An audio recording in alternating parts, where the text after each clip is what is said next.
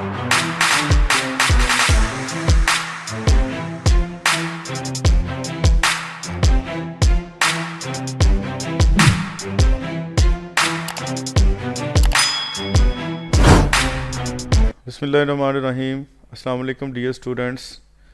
आज का lecture chapter number 6 के न्यूमेरिकल्स हैं स्मार्ट सिलेबस के मुताबिक।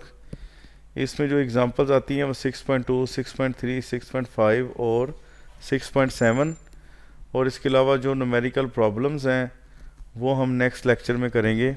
आज के लेक्चर में हमने ये 4 एग्जांपल्स करनी है। तो पहली एग्जांपल है 6.2।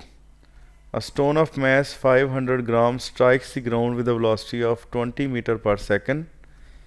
एक पत्थर है जो कि 500 ग्राम मैस का है और वो 20 मीटर पर सेकंड की वेलोसिटी के साथ ग्राउंड के साथ टकराता है।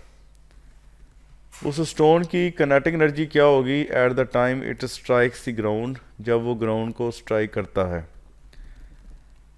तो पहले हम डाटा यहाँ पे लिखेंगे।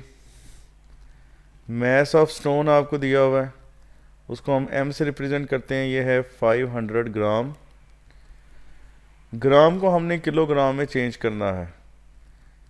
इसके लिए हम इसको 1000 से डिवाइड करेंगे और इसको हल कीजिए तो ये आएगा आपके पास 0.5 किलोग्राम। इसके बाद जो आपको वेलोसिटी दी हुई है वो लिखें। v की वैल्यू है 20 metre per second.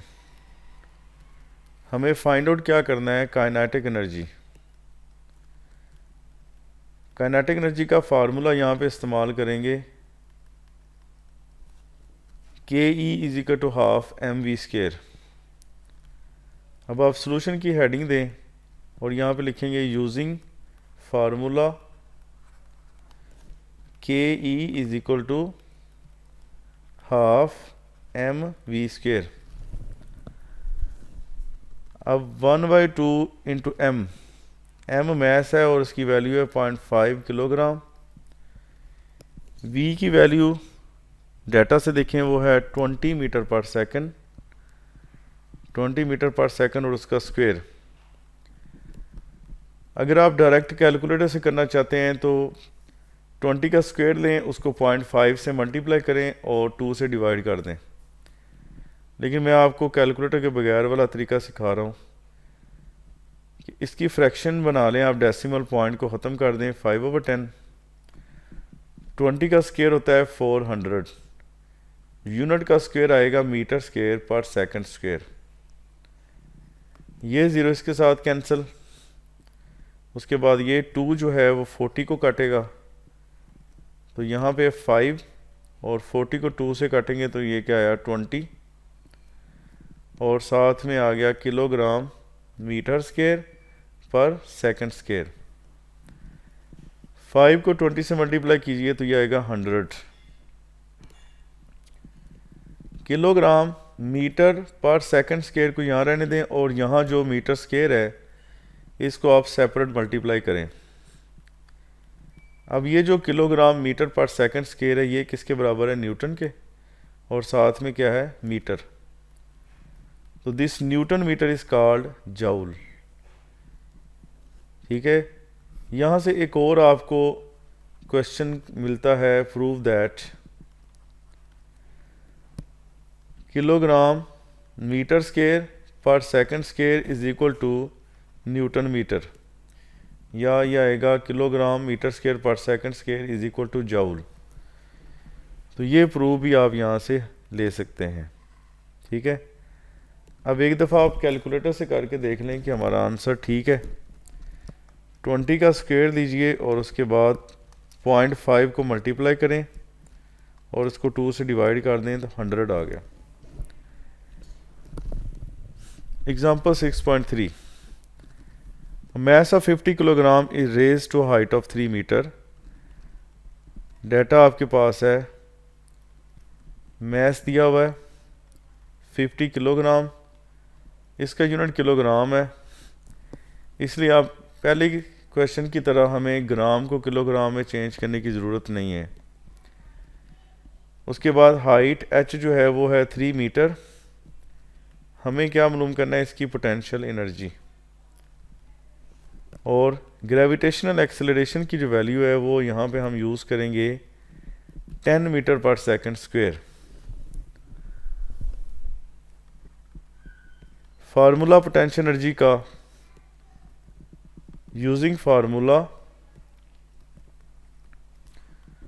Potential energy is equal to mgh। Mass आपके पास है 50 किलोग्राम, जी की value 10 metre per second square और जो एच की वैल्यू है वो है 3 मीटर। ठीक है, इसको मल्टीप्लाई करें, 50 मल्टीप्लाइड बाय 100 क्या आ गया 500 और साथ में 3 मल्टीप्लाई होगा, यूनिट बच जाएगा किलोग्राम मीटर और ये वाला मीटर मिलकर मीटर स्क्वायर पर सेकंड स्क्वायर। अभी हम पीछे ये प्रूव कर चुके हैं कि किलोग्राम मीटर स्क्वायर पर second square is equal to joule, या इसको न्यूटन मीटर कह सकते हैं। तो 500 को 3 से मल्टीप्लाई कीजिए तो ये आएगा 1500 और साथ में क्या आ गया joule. This is the potential energy. Example 6.5, A cyclist does 12 joules of useful work। अब जो यूजफुल वर्क है that is known as output, इसकी आउटपुट है 12 joule. Pedalling his bike from every 100 joules of food energy. अब ये जो 100 joule work है जो कि फूड एनर्जी से किया जा रहा है वो उस साइकिलिस्ट का इनपुट कहलाएगा, उसको हम लिखेंगे 100 joule. What is the efficiency, efficiency मालूम करें। ठीक है जी, efficiency is equal to output over input multiplied by 100। Output है इसकी 12 जूल और इनपुट है 100 जूल मल्टीप्लाइड बाय 100। ये जो हम एफिशिएंसी ले रहे हैं ये हम ले रहे हैं परसेंटेज एफिशिएंसी।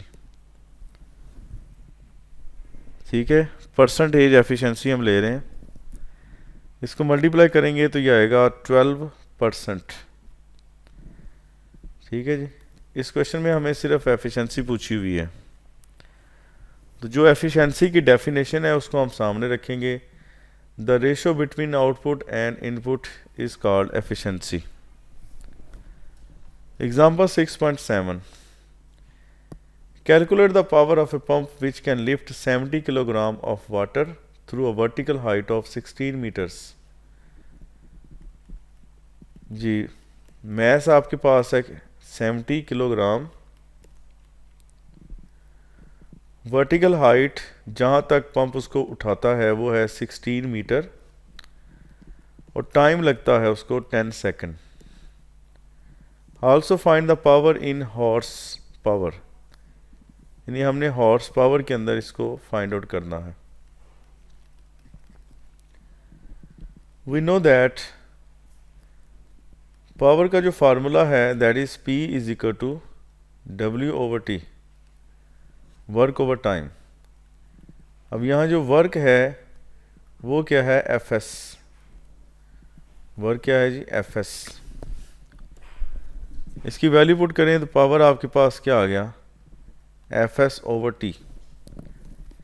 यह हम जानते हैं कि जितना पानी का वेट होगा जो कि पंप ने उठाया है उतनी ही फोर्स पंप की लग रही होगी, इसलिए फोर्स बराबर है W के और इसको हम लिखेंगे mg।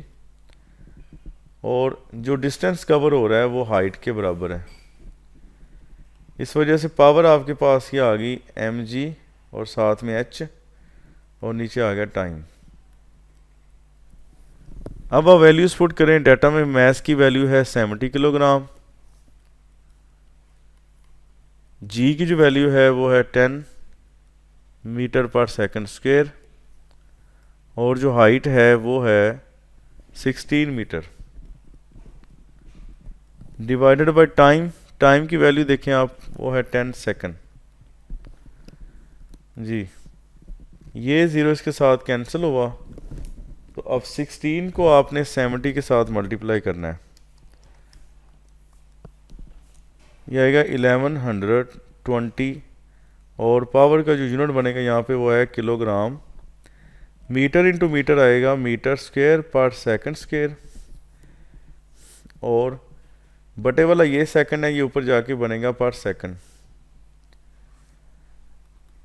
अब ये जो किलोग्राम मीटर स्क्वायर पर सेकंड स्क्वायर है, ये किसको रिप्रेजेंट करता है? जाउल को।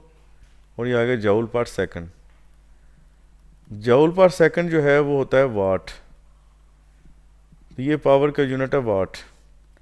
अब हमने इसको हॉर्स पावर के अंदर भी कन्वर्ट करना है, तो 1 HP 1 horse power is equal to 746 watt. ठीक है, तो अब आप क्या करें, 1120 को 746 से आप डिवाइड कर दें, तो आपके पास ये आ जाएगा 1.5 HP, यानी पंप की जो हॉर्स पावर है वो है 1.5। जी स्टूडेंट्स, यहाँ तक आपकी आज के लेक्चर की एग्जांपल्स हैं, न्यूमेरिकल एग्जांपल्स। अब आपके करने का काम ये है कि आप इसको 2 टाइम्स प्रैक्टिस करें और इसकी स्टेटमेंट जो है उस स्टेटमेंट को भी बार बार पढ़ें,